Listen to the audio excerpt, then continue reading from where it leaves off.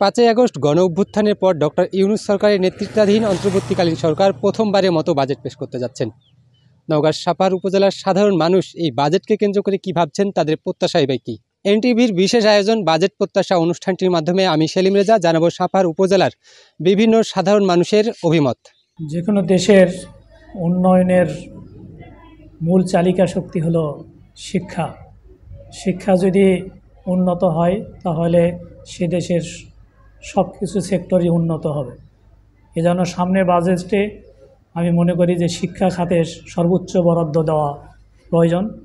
বিশেষ করে বেসরকারি শিক্ষক এবং সরকারি শিক্ষকদের মধ্যে যে বেতন বৈষম্য, এটি দূর করার জন্য বেসরকারি সমস্ত শিক্ষা প্রতিষ্ঠানকে জাতীয়করণ করা এটি সময়ের দাবি।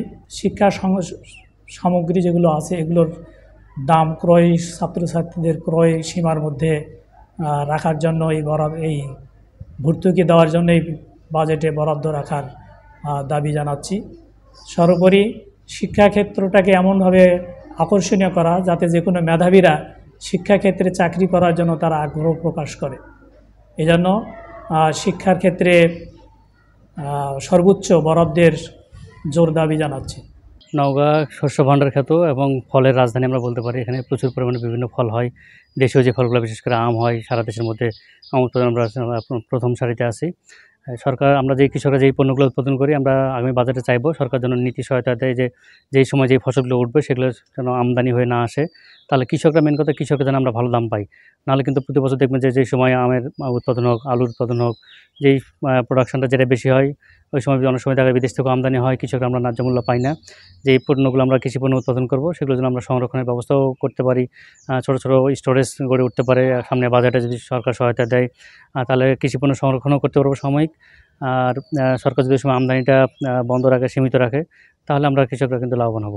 দেশ যেভাবে চলছে, এগিয়ে চলুক, গোছানোভাবে এগিয়ে চললে আমাদের ভালো। যেমন আমাদের এই বাজেট বিগত সালে আওয়ামী লীগ সরকার বা অন্যান্য সরকার ক্ষমতায় ছিল, জনগণ যেটা চায়, জনগণের চাওয়াটা হলো যে নিত্যপণ্য দ্রব্যাদি যেমন গ্যাস, চাউল, ঔষধ, কাপড়, চিকিৎসা, এগুলোর প্রতি বেশি নজর থাকে।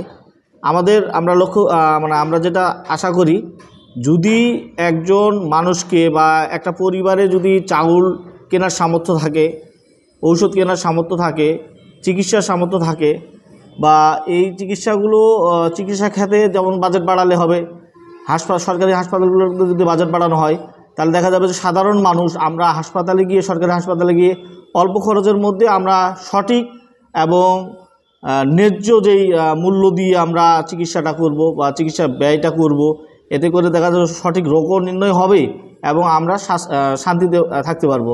ফ্যাসিস্ট আমলে যেটা হয়েছে সেটা হচ্ছে দুর্নীতির কারণে মোট বাজেটের একটা সিংহভাগ দেশের বাইরে পাচার হয়ে গেছে।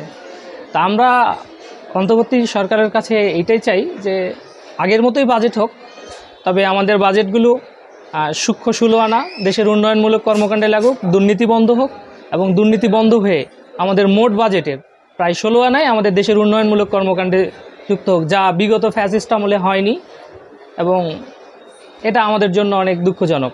অন্তর্বর্তীকালীন সরকারের কাছে আমাদের প্রত্যাশা, আমরা একটা কৃষি বান্ধব বাজেট চাই এবং কৃষির উপর কিছু ভর্তুকি।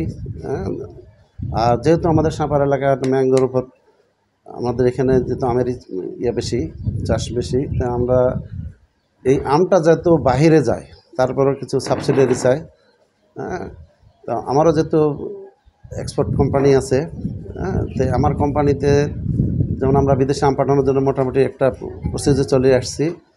তো এর উপর একটু সাবসিডারি যাতে কৃষক সুবিধা পায় এবং এই আমগুলো যাতে সহজে বাহিরে পাঠানো যায় এবং কৃষক যাতে মূল্য পায়, এই সুবিধাটা আমরা বর্তমান সরকারের কাছে প্রত্যাশা করি। আর আরও বেশি প্রত্যাশা, যেহেতু এটা আমাদের অন্তর্বর্তী সরকার, জনবান্ধব সরকার, তো ওনারা তো আর কখনো এই ধরনের বাজেট দিতে পারবে না। তো এই প্রথম ওনাদের কাছে আমাদের আরও বেশি প্রত্যাশা, যেন পরবর্তী জনগণের সরকার যখন আসবে, রাজনৈতিক সরকার আসবে, তখন তারা যেন এটাকে ফলো করতে পারে। এই উদ্দেশ্যে আমার বলা, যেন এমন একটা বাজেট হয় যেন কৃষক সুবিধা পায়।